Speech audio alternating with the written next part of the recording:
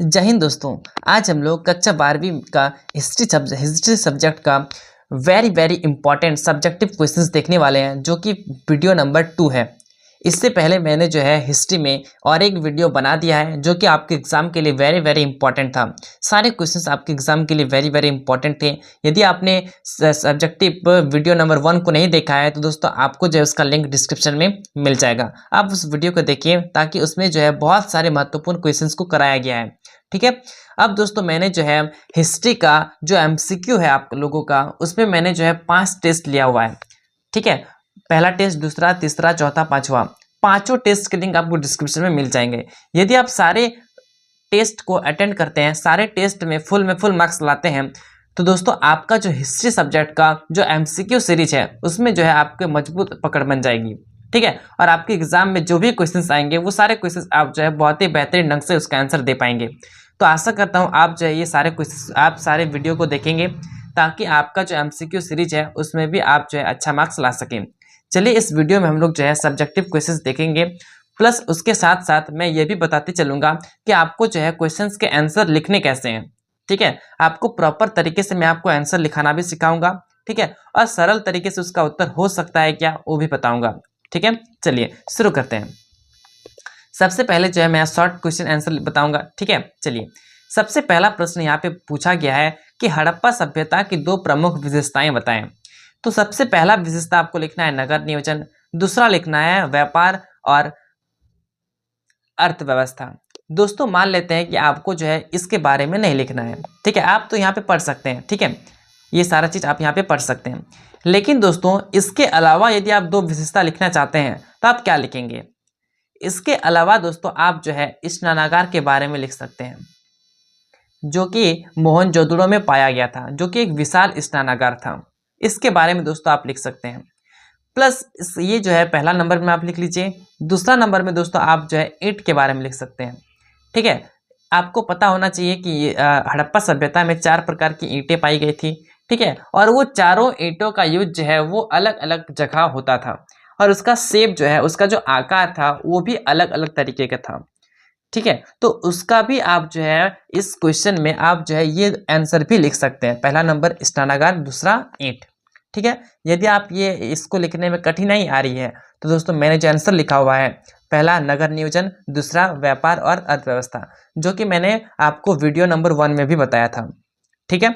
चलिए आगे बढ़ते हैं, नेक्स्ट क्वेश्चन देखते हैं। यहाँ पे मैंने नेक्स्ट लिया हुआ है कि बौद्ध धर्म के 4 आर्य सत्य क्या हैं। तो सबसे पहला सत्य है वो है कि संसार जो है वो दुखमय है। दूसरा है कि दुख का कारण तृष्णा, मतलब इच्छा है, उसकी इच्छाएं ही उसका दुख है। नेक्स्ट है कि तृष्णा के नष्ट होने से दुख समाप्त होता है। और अंतिम है कि दुखों से मुक्ति का मार्ग आष्टांगिक मार्ग है। ठीक है। तो ये जो है 4 सत्य ये बौद्ध धर्म में बताए हुए हैं।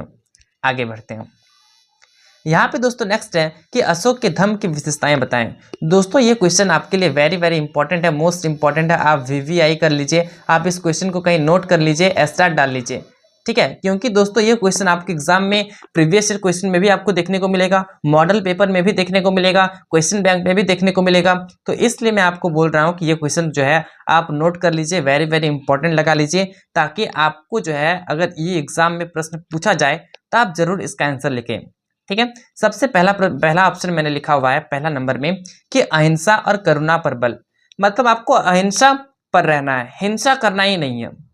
नेक्स्ट है कि सभी धर्मों के प्रति सहिष्णुता, आप किसी भी धर्म के हो उस धर्म को तो सम्मान दीजिएगा ही, लेकिन साथ ही साथ उसके अलावा जितने भी धर्म है उस धर्म को भी आपको सम्मान देना है। नेक्स्ट है कि जनता की भलाई के लिए जन कल्याणकारी नीतियां, मतलब यदि आप कहीं पर रहते हैं तो आप तो अपना भलाई देखेंगे ही, साथ साथ आपके आमने सामने में जो भी है उनका भी भलाई आपको देखना है। नेक्स्ट है धम्म महामात्रों की नियुक्ति। ठीक है। ये मैंने आपको 4 पॉइंट बता दिया क्योंकि शॉर्ट क्वेश्चन आंसर था। ठीक है। आगे बढ़ते हैं। यहाँ पे है क्वेश्चन नंबर 4, गुप्त काल को स्वर्ण युग क्यों कहा जाता है। दोस्तों ये जो क्वेश्चन है मैंने आपको 5 नंबर में बताया हुआ है वीडियो नंबर 1 में। ठीक है। जिसका लिंक आपको डिस्क्रिप्शन में मिलेगा। ठीक है। सब्जेक्टिव क्वेश्चन वीडियो नंबर 1 मैंने जो है ये क्वेश्चन को बहुत ही विस्तार तरीके से बताया हुआ है। ठीक है। यदि आपको याद होगा, यदि आपने वीडियो नंबर 1 को देखा होगा तो सारे क्वेश्चंस को आप जो है डायरेक्टली कमेंट बॉक्स में कमेंट कर पाएंगे। ठीक है, आप जो है 4-5 लाइन भी कमेंट करते हैं तो आप मैं समझ जाऊंगा कि हाँ आप जो है वीडियो नंबर 1 को देखे हुए हैं। तो इस क्वेश्चन को मैं स्किप करता हूँ। ठीक है, आप डायरेक्टली जो है पार्ट 1 में देख लें ताकि आप जो है इस क्वेश्चन को अच्छे से हैंडल कर पाएं। चलिए आगे बढ़ते हैं। यहाँ पे नेक्स्ट है कि 1857 के विद्रोह के 2 प्रमुख कारण लिखिए। तो सबसे पहला कारण आपको लिखना है दूसरा कारण। मैंने जो है इस क्वेश्चन को 5 नंबर में बताया हुआ है वीडियो नंबर 1 में। यहाँ पे आपको शॉर्ट तरीके से लिखना है। तो शॉर्ट तरीके से कैसे लिख सकते हैं, तो पहला आप राजनीतिक कारण लिख लीजिए, दूसरा आप सैनिक कारण लिख लीजिए। राजनीतिक कारण में क्या लिखिएगा, तो ब्रिटिश हड़प नीति। ठीक है, इसके कारण जो है कई भारतीय राज्यों को हड़प लिया गया था। ठीक है, और नेक्स्ट है सैनिक कारण, जिसमें जर्बी लगे कारतूस की अफवाह से भारतीय सैनिकों में आक्रोश फैल गया। तो ये 2 कारण आप लिख सकते हैं, आपको जो है 2 नंबर प्रॉपर तरीके से मिल जाएगा। यहाँ पे जो है अब स्टार्ट होता है आपका लॉन्ग क्वेश्चन आंसर। ठीक है, लॉन्ग क्वेश्चन आंसर। चलिए शुरू करते हैं। सबसे पहला प्रश्न है कि महाजनपद काल की विशेषताएं बताएं। ठीक है, तो यहाँ पे जो है 16 महाजनपद होती थी, जिसमें सबसे शक्तिशाली महाजनपद जो है वो मगध है।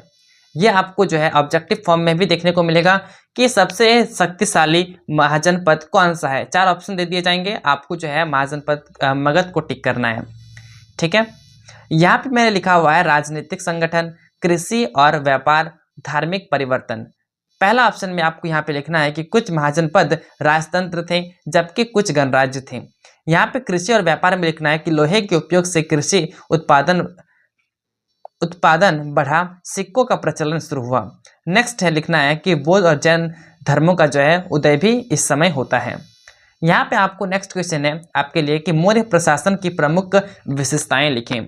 दोस्तों मैंने जो है पार्ट 1 में इस क्वेश्चन को डिस्क्राइब किया हुआ हूँ, लेकिन इस क्वेश्चन को मैंने यहाँ पर भी इसलिए डिस्क्राइब किया हुआ हूँ क्योंकि दोस्तों दोनों यदि आप आंसर देखेंगे तो दोनों आंसर आपको अलग अलग लगेंगे।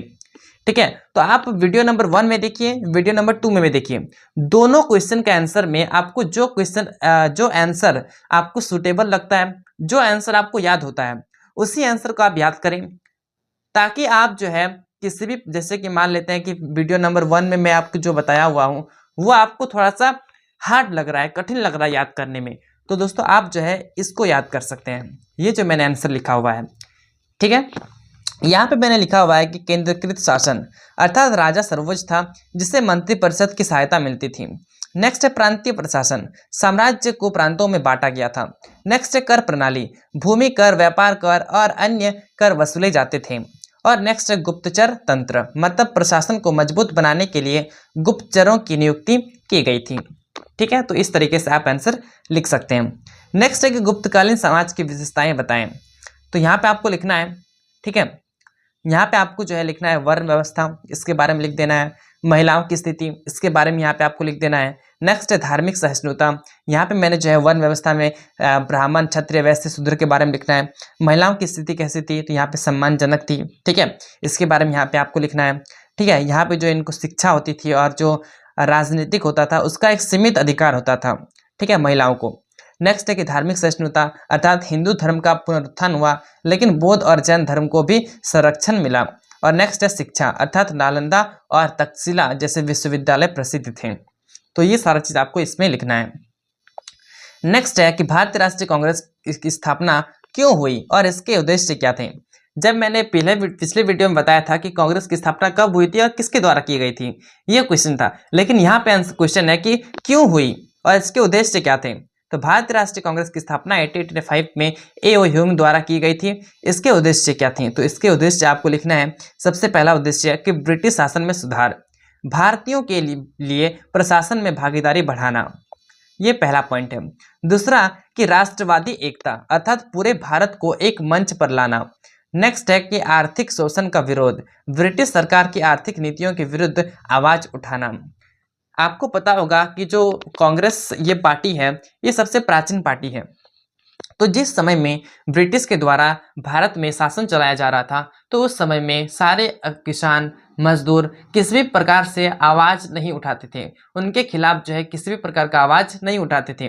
तो यहाँ पे जो है एक पार्टी का जो है निर्माण किया जाता है, बनाया जाता है, वो पार्टी थी कांग्रेस पार्टी, जो कि 1885 में A.O. ह्यूम के द्वारा बनाई गई थी। इस पार्टी में जो है जो भी ब्रिटिश सरकार गलत करते थे तो इनके द्वारा जो है आवाज़ उठाया जाता था, ताकि किसी भी प्रकार का गलत कार्य भारत में ना हो। और अंतिम है शांतिपूर्ण संघर्ष, अर्थात संवैधानिक और शांतिपूर्ण तरीके से स्वतंत्रता की मांग करना। नेक्स्ट क्वेश्चन है कि 1857 के विद्रोह के प्रभाव लिखिए। तो आपको यहाँ पे प्रभाव लिखना है। मैंने यहाँ पे पहला वीडियो में कारण बताया हुआ था, ठीक है, यहाँ पे मैंने आपको प्रभाव भी बताता हूँ। सबसे पहला प्रभाव आपको लिखना है कि ब्रिटिश ईस्ट इंडिया कंपनी का अंत हो गया था, भारत का शासन ब्रिटिश सरकार के हाथ में चला गया था। नेक्स्ट है कि भारतीय समाज में जागरूकता, राष्ट्रीय आंदोलन को गति मिली, रानी लक्ष्मीबाई, तात्या टोपे और नाना साहब जैसे वीरों को बलिदान हुआ। नेक्स्ट है कि हिंदू मुस्लिम एकता, विद्रोह में दोनों समुदायों ने मिलकर संघर्ष किया। ठीक है, तो ये रहा दोस्तों सब्जेक्टिव नंबर 2। ठीक है, subjective number video number 2। Next video में हम लोग जो है सब्जेक्टिव वीडियो 3 करेंगे, फिर 4 करेंगे। ठीक है, तो इस तरीके से क्या होगा कि आपको जो है एक प्रॉपर तरीके से कौन सा क्वेश्चंस इंपॉर्टेंट है, किस चैप्टर में आपको ज़्यादा ध्यान देना है, वो सारा चीज़ आपको जो है समझ में आ जाएगा और आप जो है हिस्ट्री में एक अच्छा रिजल्ट कर पाएंगे सब्जेक्टिव में। और यदि आपको ऑब्जेक्टिव में करना है तो आपको वीडियो लिंक जो है आपको वीडियो के डिस्क्रिप्शन में लिंक मिल जाएगा।